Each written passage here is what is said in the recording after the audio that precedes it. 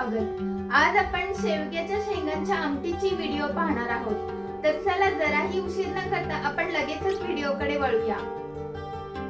डाळ आणि शेवग्याच्या शेंगांची आमटी बनवण्यासाठी इथे मी 1 वाटी मूग डाळ घेतलेली आहे। डाळीचं प्रमाण मी या छोट्या वाटीने घेतलेलं आहे आणि समप्रमाणात 1 वाटी तूर डाळ घ्यायची आहे।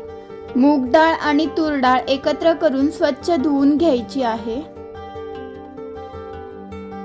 3 ते 4 पाण्याने डाळी मी स्वच्छ धुवून घेतलेले आहेत। आता आपण ते कुकरच्या भांड्यामध्ये काढून घेऊया। आता ही डाळ मी कुकरमध्ये शिजवून घेणार आहे। कुकरमध्ये 3 ते 4 शिट्ट्यांमध्ये डाळ व्यवस्थित शिजते। आता डाळीमध्ये पाणी घालायचं आहे। तर डाळ शिजवण्यासाठी मी 1 ग्लास पाणी वापरलेलं आहे। आता आपण यामध्ये थोडंसं तेल घालूया, म्हणजे अगदी 3 ते 4 थेंब तेल घालायचं आहे। तेल घातल्यामुळे डाळ अगदी मऊसूत शिजते। तर इथे गॅसवर कुकर ठेवलेला आहे आणि त्यामध्ये 1 ग्लास पाणी ओतलेलं आहे। आता या कुकरमध्ये डाळीचं भांडं ठेवायचं आहे। आता कुकरचं झाकण लावून 3 ते 4 शिट्ट्या देऊन घेऊया। डाळ शिजेपर्यंत आपण फोडणीसाठी लागणारे साहित्य पाहून घेऊया। शेवग्याच्या शेंगा घेतलेल्या आहेत तुकडे करून, 1 बारीक चिरलेला कांदा, 1 मोठ्या साईज मध्ये चिरलेला टोमॅटो, हे अशा प्रकारे मोठ्या मोठ्या फोडी केलेल्या आहेत। 1 चमच लाल तिखट, 1 चमच काश्मीरी लाल मिरची पावडर, किचन किंग मसाला 1 चमच, पाव चमच हळद, राई पाव चमच आणि पाव चमच जिरं। तर आपण साहित्य पाहून घेतलेलं आहे। आता आपण फोडणीची तयारी करूया।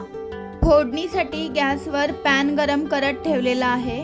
पॅन गरम झालेला आहे। आता आपण त्यामध्ये 2 पळी तेल घालूया। आता तेलामध्ये राई घालूया। राई छान तडतडलेली आहे। आता जिरं घालूया। जिरं सुद्धा छान फुललेलं आहे। आता त्यामध्ये कांदा घालायचा आहे।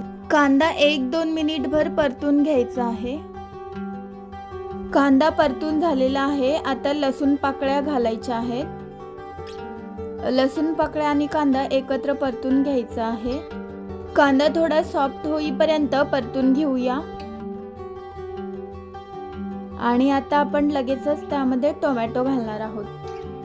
टोमॅटो सुद्धा मऊ होईपर्यंत परतून घ्यायचा आहे। 2 ते 3 मिनिट टोमॅटो परतून घेतलेला आहे आणि आता आपण त्यामध्ये पावडर मसाले घालूया। 1 चमच लाल मिरची पावडर, किचन किंग मसाला 1 चमच,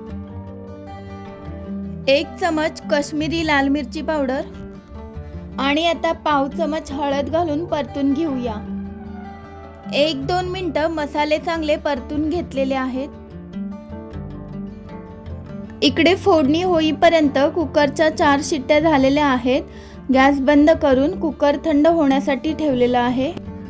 आता यामध्ये शेवग्याच्या शेंगा घालूया। शेवग्याच्या शेंगा स्वच्छ धुवून कट करून घेतलेल्या आहेत। मसाल्यांमध्ये शेंगा 3 ते 4 मिनिट चांगल्या परतून घ्यायच्या आहेत। डाळ शिजत ठेवलेला कुकर थंड झालेला आहे। कुकरमधील पूर्णपणे प्रेशर निघून गेलेला आहे। आता मी झाकण काढते आणि डाळीचं भांडं कुकरमधून काढून घेते। ही डाळ थोडीशी अशी पोटॅटो मॅशरच्या साहाय्याने मॅश करून घ्यायची आहे। तुम्ही जर माझ्या चॅनलवर नवीन असाल तर व्हिडिओला लाईक, शेअर आणि चॅनलला सबस्क्राईब करायला विसरू नका। आता ही शिजवून घेतलेली डाळ शेवग्याच्या शेंगांमध्ये टाकायची आहे। शेवग्याच्या शेंगांसोबत डाळ अशा प्रकारे एकत्र करून घ्यायची आहे।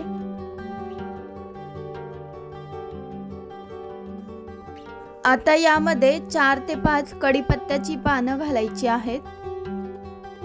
यावर आता झाकण ठेवून 5 मिनिटभर शिजवून घ्यायचं आहे। 5 मिनिटांनंतर झाकण काढून चवीनुसार मीठ घालूया। डाळ आणि शेंगा व्यवस्थित शिजलेल्या आहेत। यामध्ये कोथिंबीर घालून 1 उकळी करून घेऊया। अशा प्रकारे शेवग्याच्या शेंगांची आमटी तयार आहे।